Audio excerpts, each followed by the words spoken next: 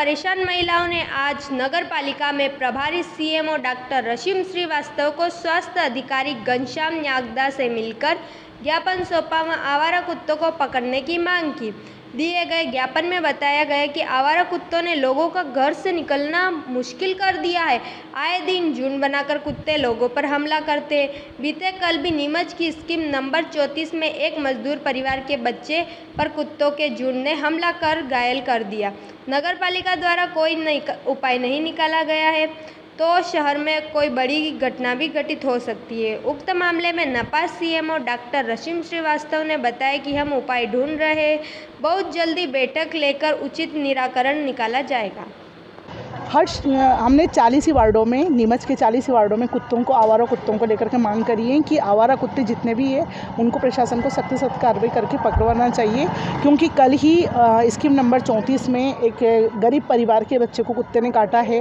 प्रशासन ने उस पर ध्यान दिया है या नहीं ये मेरे नॉलेज में नहीं है, लेकिन मेरा तो नगर पालिका अध्यक्ष और सीएमओ मैडम से यही आग्रह है कि वो सख्त कार्रवाई करके इन आवारा कुत्तों को पकड़वाने का कष्ट करें, क्योंकि हाल ही में मंदसौर जिले में अभी जब बालिका को कुत्ते ने काटा तब प्रशासन ने वहाँ भी कार्रवाई नहीं की थी, लेकिन जब उस बालिका की डेथ हो गई तब प्रशासन ने सख्त कार्रवाई करके सारे कुत्ते पकड़वाए। तो ऐसी हम घटना होने का इंतजार ही क्यों करें कि हम उस घटना का हमें सामना करना पड़े कि किसी बच्चे की या बड़े की जान जाए और हम फिर कार्रवाई करें।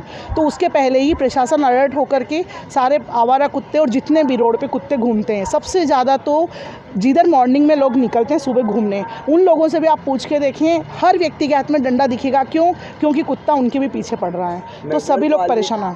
पशु संरक्षक का हवाला देती है, कुत्ता प्रेमी जो हैं वो लोग कुत्तों को बचाने की बात कर रहे हैं, इंसानों की ज़िंदगी से कोई वास्ता नहीं रखा जा रहा है। तो फिर क्या इंसानों को कुत्तों से बचाने की क्या निर्णय लेगी नगर पालिका? अगर ये बात है तो हमें तो हमारा बचाव चाहिए। जिनको कुत्ता पालना है, नगर पालिका अध्यक्ष महोदय या जो भी हैं, उनको यही कि जिनको कुत्ता बचाना है या कुत्ते को पालना, वो सेल्फ अपने घर में 4 दीवारी में कैद करके रखे, बाहर नहीं दिखना चाहिए।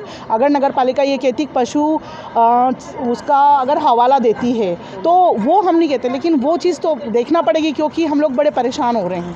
नगर पालिका अध्यक्ष ने बयान भी दिया था कि कुत्ता उससे वार्ड का निवासी वार्ड का है तो उसे रोड होना दिया जाए। नहीं भैया, कोई कुत्ता की उसी वार्ड का नहीं है। कुत्ते कहीं से भी लाके जितना ज़्यादा बोलते हैं उतना ज़्यादा छोड़ जाते हैं कुत्ते, और कुतिया उसी एरिया में रहती है तो वो हर 2 महीने 1 महीने में नए कुत्ते आके निवास करते हैं। ऐसा कुछ भी नहीं है। आगे कार्रवाई नहीं होती तो सीएमओ के बंगले का और नगर पालिका अध्यक्ष नगर पालिका कार्यालय का घेराव करेगी समस्त वार्ड की 40 वार्ड को, महिलाएं और पुरुष।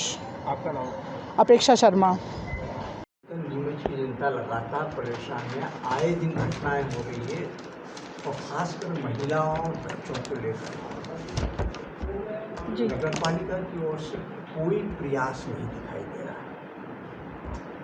नगर पालिका की ओर से कुत्तों के स्टरलाइजेशन को लेकर एक टेंडर कॉल किया गया था। उस टेंडर में एक ही टेंडर आया था उसमें, और उसकी राशि अत्यधिक थी, इसलिए टेंडर रिकॉल करने के लिए ज़िला निर्वाचन अधिकारी महोदय से इसमें परमिशन ली गई है।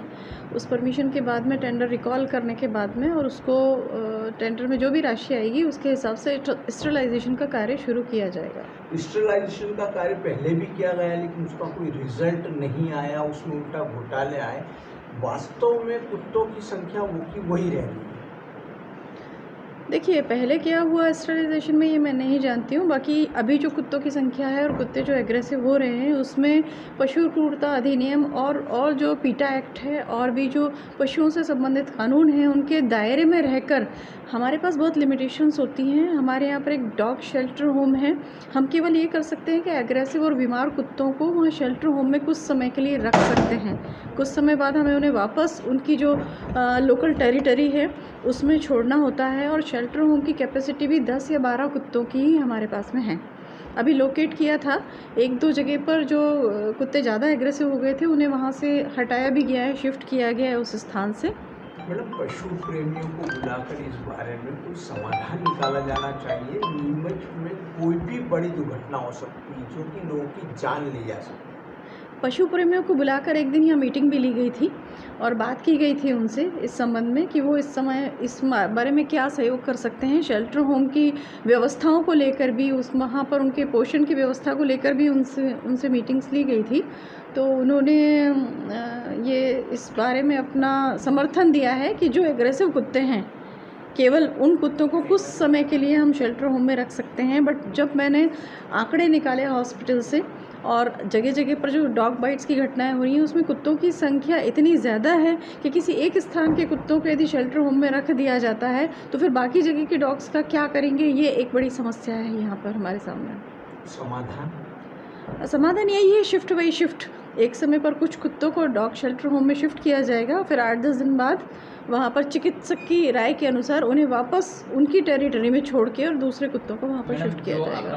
जो हमला करने वाले कुत्ते हैं उनकी पहचान किस प्रकार की जाएगी, क्या पहचान की जाएगी, ये सब उनको वहाँ के लोकल एरिया के लोगों से पूछताछ करके, वहाँ के जनप्रतिनिधियों से पूछ के वो बता देते हैं। जैसे कल ही जो एक कुत्ते को पकड़वाया है वहाँ के लोकलाइट्स ने बताया कि ये कुत्ता ऐसा है जो बार बार अटैक कर रहा है, लोगों पर हमला कर रहा है। तो रहवासियों से पूछ कर ही उनको आइडेंटिफाई किया जा सकना संभव होगा। Thank you madam.